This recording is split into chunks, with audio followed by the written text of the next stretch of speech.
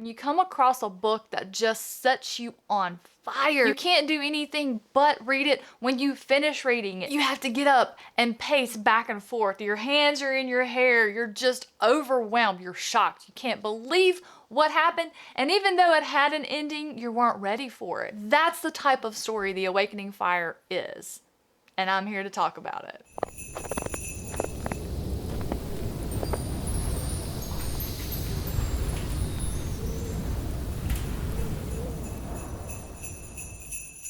What up, nerds? My name is Leslie Smith. Welcome back to the channel, where today, as you have already guessed, I will be reviewing The Awakening Fire by Cassidy Faline. Let me be shallow about this book for just a moment. Let me just bring it in here for a second so you guys can take a look at it. The cover is just beautiful. Not only the cover art, but the quote on the front. 3 men, 1 throne. Who will win? That lets me know there's going to be some political intrigue. There's going to be some battles, maybe a war, something along those lines. What is The Awakening Fire about? Well, first, what type of book is it? It is a YA science fiction fantasy novel. The fantasy elements are definitely on the lighter side for this one, at least for the first one. I have a feeling that's going to progress as we continue forward in the series. I'll be honest, as soon as I finished this book, before I even wrote the review, I was emailing the author to offer myself as tribute to read the art for the second book. We have 3 men, each with a claim to the throne of the empire. I can't pronounce out loud the full name of one of the characters because there's some letters in there that when they're close together, my mouth just will not work right. I'm gonna call him Hyro.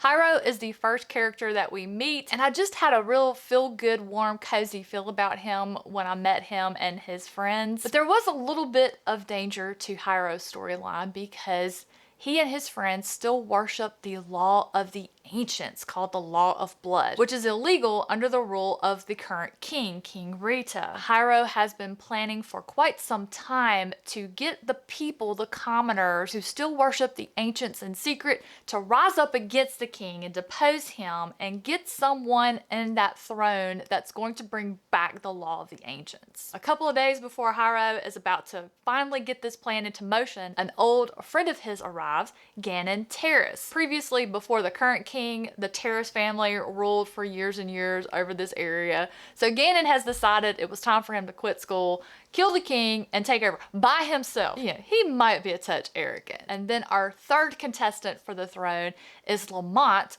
who happens to be the nephew of the king and Hyro's half-brother. You might be getting an idea of how closely tied in these 3 are going to be with one another and how they all 3 have a valid claim to the throne.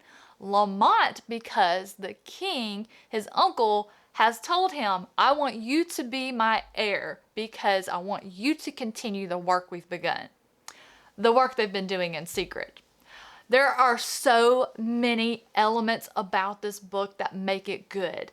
You don't just have these 3 point of views, you also have many other characters, not too many, but you have other characters in this story that round it out. So you're not just getting the unreliable narration of these 3 men vying for the throne, because of course they all see themselves as the one with the most legitimate claim. So these other characters that give us points of view help you get a better idea of these 3 morally gray men that I couldn't decide who I wanted to be on the throne. I kept flip-flopping. Whoever I was reading about, I thought, okay, this is the one I'm rooting for. But they would kind of do some things that I was like, future king shouldn't do that. So I'm like, okay, that makes me a little uncomfortable that the person capable of this would be king, but then they would balance it out with something else. I'm thinking, no, they're okay. They win me back over. By the time I got to the end, I've chosen. This story has all of the things in it that I love to read about. Civil unrest, rebellion brewing, the scheming and the politics of trying to get the throne, the things that happen to these 3, because not only are they jockeying for the throne, there are other people and groups that are trying to gain control of the throne by controlling one of the 3. It's so good. And that's not all. So the ancients I mentioned that Hyro is still worshiping and most of the common folk, I don't know who they are, but you learn a little bit about them through the story, and I don't think I want to know them.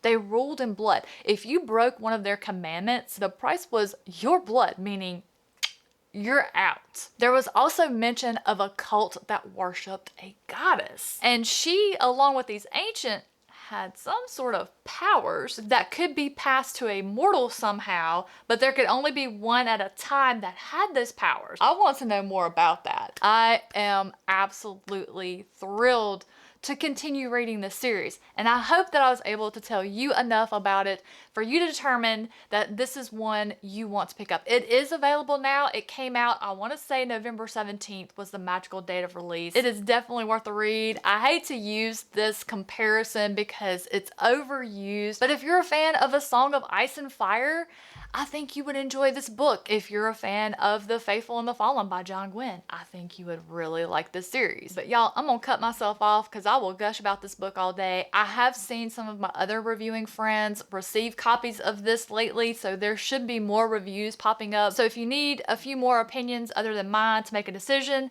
those should be coming up real soon, but I do hope you pick it up. Thank you so much for watching. I hope you have a fantastic rest of your day, and I'll catch you in the next one.